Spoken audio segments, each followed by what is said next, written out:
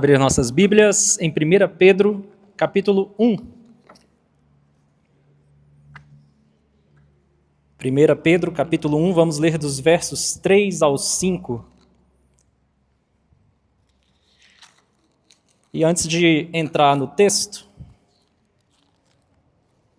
eu quero fazer os irmãos relembrarem o que foi falado semana passada.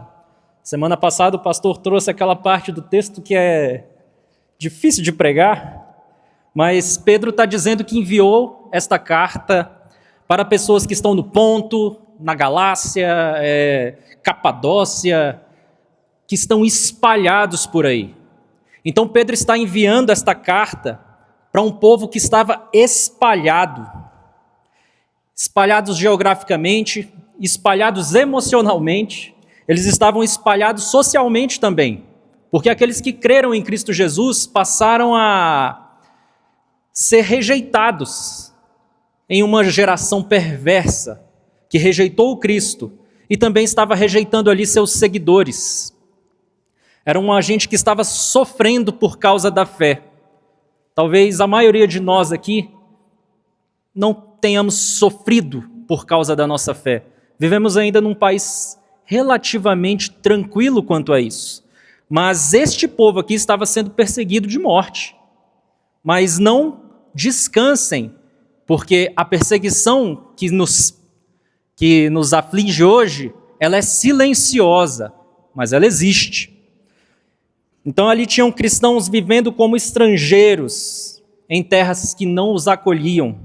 E no meio disso tudo, o que estava acontecendo no coração deles? Eles estavam cansados, no mínimo, de ter que ficar se escondendo, de ter que abandonar tudo para ter que aguentar uma perseguição por causa da fé deles.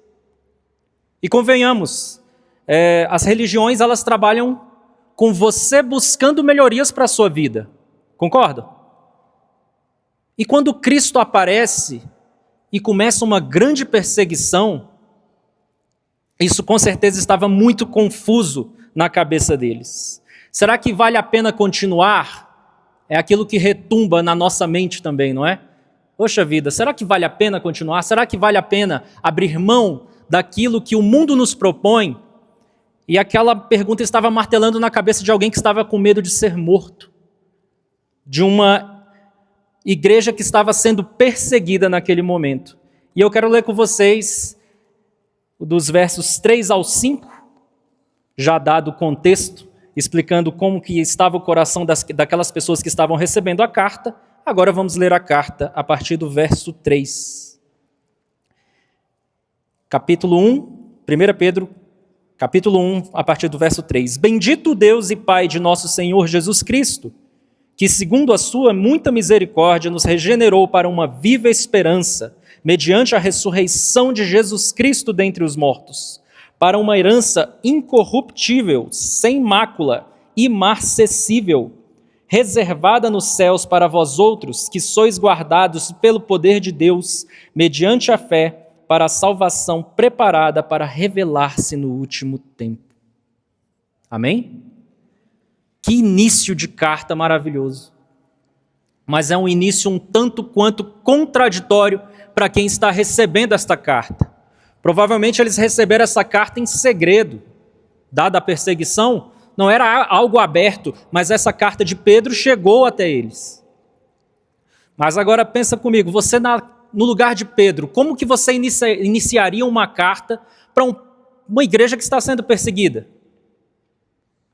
Eu iniciaria essa carta dando dicas de como se defender, de como se proteger dessa perseguição, de como explicar que essa dor que eles estão passando era uma dor necessária. Eu ia validar a dor deles. Talvez eu ia explicar o porquê da perseguição. Olha, está acontecendo isso, mas vai melhorar. Naturalmente, nós como seres humanos, nós queremos trazer o quê? Alívio, conforto, tranquilidade e paz para as pessoas que a gente está cuidando. Mas Pedro começa essa carta de uma maneira diferente do que eles esperavam. Ele começa dizendo, bendito o Deus e Pai de nosso Senhor Jesus Cristo. Ele não começa explicando o porquê de tudo, ele não começa organizando o problema, ele começa adorando. Todos nós estamos aqui começando um novo ano. E Deus criou os ciclos, né? Ele já criou dia e noite. Deus precisa do tempo? Ele não precisa. Então Ele criou para mim e para você. Sempre há um começo, né? E a gente entrou nesse ano de 2026 com uma nova esperança, uma vontade de trabalhar. E isso é um presente para todos nós. Como que nós devemos começar tudo na nossa vida? Essa carta nos mostra que nós devemos começar adorando. Todos aqui têm lutas, todos aqui têm desafios, e é maravilhoso ver que Deus, no seu infinito cuidado, nos deu tempo para recomeçar, para retomar com uma nova fé, com uma nova esperança, né? E é interessante como Deus trabalha isso em nossos corações. Só que a maioria de nós começa o dia como? Eu começo o meu dia já preocupado. É esquisito falar aqui para vocês, porque se eu estou falando da palavra, ela tinha que estar fazendo um grande efeito na minha vida, mas eu confesso para vocês, meus irmãos, o meu pecado. De fato, eu acordo já desesperado com tanto de coisa que eu tenho para fazer. Mas essa carta vai nos ensinar que nós não devemos começar por esse eixo, nós devemos começar pelo eixo da adoração. Você foi criado para isso. Você foi criado pelo Senhor dos Senhores, aquele que é digno de toda honra, glória e adoração, para isso, para iniciar adorando, para viver adorando e terminar em adoração. E essa carta nos mostra muito bem isso. A Bíblia já nos ensinou que em momentos de caos, Deus muitas vezes não manda parar para explicar. Eu explicaria para o povo, gente, está acontecendo isso é porque o imperador não está contente, então a gente vai fazer um jeitinho aqui para dar tudo certo. E o que é que Deus vem e fala? O que é que Ele fala através de Pedro? Me adore. Como que estava o povo de Israel diante do mar, com os egípcios atrás, prontos para morrerem? O que é que Deus fala para eles? Diga ao povo, Moisés, que marchem, que andem para frente. Não temam, porque eu estou no controle. O povo ali cercado, o mar na frente, e Deus não faz um discurso longo de explicação. Deus diz, marche, confie em mim. E Pedro faz algo parecido aqui com eles. Isso é muito relevante para a nossa vida cristã, porque nós baseamos as nossas escolhas e o nosso modo de vida nas nossas vivências. Às vezes até nos exemplos que possamos ter aprendido na novela. Infelizmente, nós não olhamos para a palavra como um modelo de vida. Me incluo. E coloco essa exortação na vida dos irmãos, porque Deus, através dessa palavra, exortou o meu coração para isso.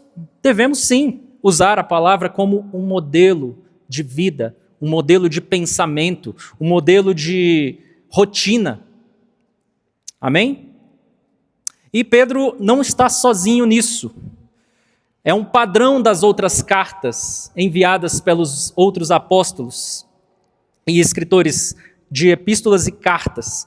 Os apóstolos, eles reposicionam o coração antes de exortar, porque Pedro em seguida aqui vai exortar essas pessoas. Ele fala sobre adoração.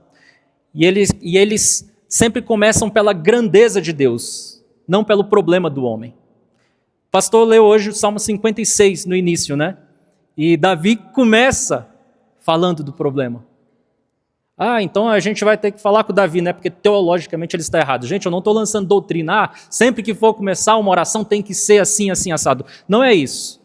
Mas assim como o salmista Davi e também Asaf, que começa reclamando. Vocês lembram do Salmo 73, que Asaf está ali? Por que os ímpios prosperam? Por que para eles tudo dá certo e para mim não dá? Já perceberam? Que quando você começa reclamando, você fica com o coração aflito, como o de Davi estava? Você fica com o coração invejoso, como Asaf estava, reclamando. Aí Asaf fala no final do Salmo, na parte final, até que eu entrei no santuário do Senhor. Puxa, eu podia ter entrado antes. É como se ele dissesse isso, né? puxa, eu devia ter entrado antes de ter ficado aqui reclamando e maldizendo. E Davi talvez não ficasse tão temeroso e aflito. Mas no Salmo 56 já mostra que Davi está ali mostrando aquela situação dele sendo perseguido, fugitivo, mas logo ele fala que há de confiar no Senhor. Então, quando nós iniciamos pela adoração, nós pulamos a etapa do sofrimento. Nós somos chamados, sim, para sofrer em Cristo, mas sofrer em Cristo é ter paz. Concordam? Eu não consigo evitar que ninguém aqui tenha problemas familiares, assim como eu vi aqui. No momento de oração, as pessoas levantam a mão e pedem. Eu tô com uma causa aqui para a gente orar. E é engraçado que as pessoas acham que crente não tem problema. Crente tem problema e vai ter muito problema. Mas como diz lá em Filipenses 4, lança sobre ele essa ansiedade e fique em paz, que ele vai cuidar. Faça conhecida diante de Deus pela oração e pela súplica que ele vai cuidar de vocês. Amém, meus irmãos? Temos um Deus que nós podemos confiar. Então vamos para essa adoração, vamos esmiuçar um pouco essa adoração. É tão gostoso você ver um crente bom. E nós temos aqui um apóstolo que foi quebrado, esmiuçado. Pedro, para se tornar quem ele se tornou, Pedro foi quebrado, até virar uma pedrinha, para que ele pudesse entender o chamado que ele tinha de ser pescador de homens. Pedro começa dizendo, bendito seja Deus, ele começa com Deus. E a adoração faz isso, ela recoloca Deus no centro. Quando ele envia uma carta, ele entende que aquela comunidade estava dispersa, com medo. E ele recoloca o coração deles no centro. Irmãos, a oração, ela é feita não para mudar a vontade de Deus. Não pensem que vocês estão lidando com um ser mutável. Deus é imutável. Você ora para que o seu coração se alinhe com o coração dele. E aí virão lutas, virão desafios, assim como a gente está lendo cronologicamente em Jó. Vem desafios, sim. Mas o coração tem que estar no lugar certo.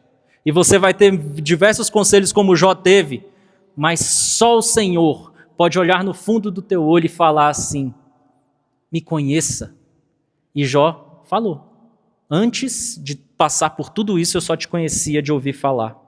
E depois, Pedro vai dizer que Deus nos deu nova vida. Isso vai ecoar claro nas Escrituras. Efésios 2, do 4 ao 5 diz, mas Deus, sendo rico em misericórdia, nos deu vida juntamente com Cristo, quando nós estávamos mortos.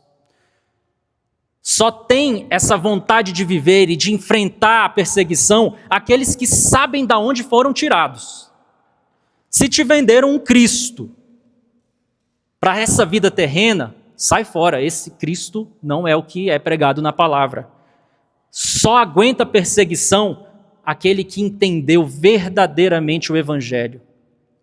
Agradecemos a Deus por esta igreja, por esta comunidade que prega o verdadeiro Evangelho, a verdadeira palavra do Senhor Jesus, que veio e nos resgatou. Só assim para persistir e perseverar no dia mau.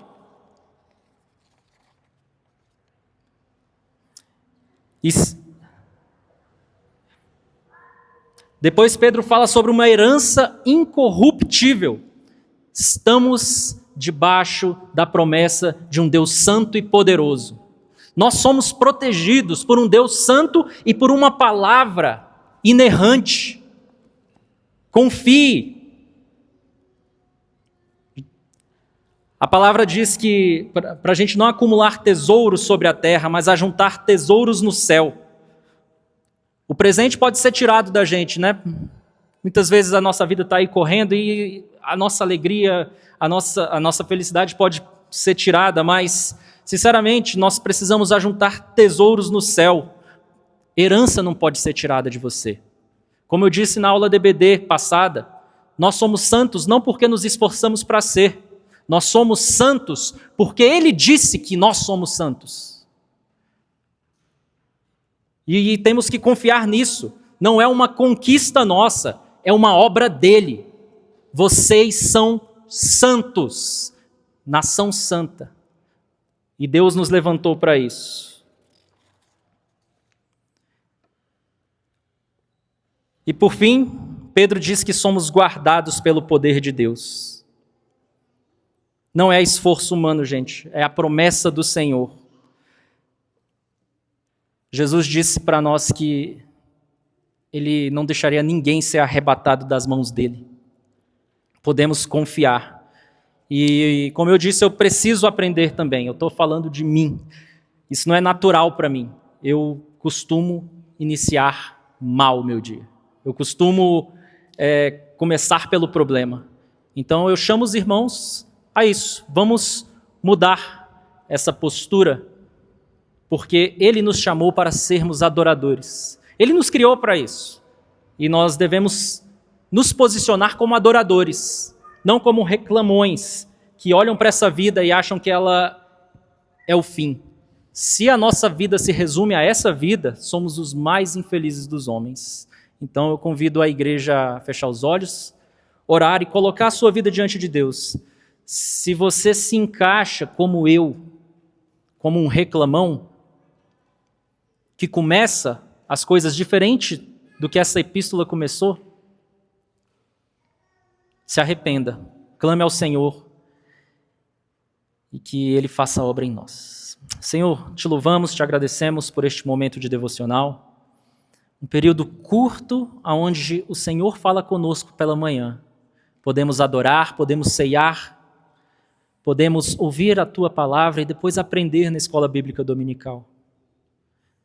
Clamo ao Senhor, ó Pai, que o Senhor alinhe os corações dos crentes desta igreja para serem adoradores, verdadeiros adoradores, porque são esses que o Senhor procura e queremos ser achados do Senhor. O Senhor está ouvindo a oração de cada um agora, Pai. Que o Senhor console, que o Senhor direcione e que a vida de cada um aqui seja uma vida de adoração e não de reclamação. Que esta igreja possa ser um local onde crentes que amam genuinamente o Senhor, que conhece a verdadeira obra e sabe do que foram salvos, seja um local de reunião para louvor e adoração do Teu santo nome. Que não seja um lugar de fofoca, que não seja um lugar de reclamação, mas que seja um lugar santo, de pessoas que buscam ser santas como o Senhor é, e possamos Te adorar juntos, em nome de Jesus. Amém. Irmãos, o café está liberado.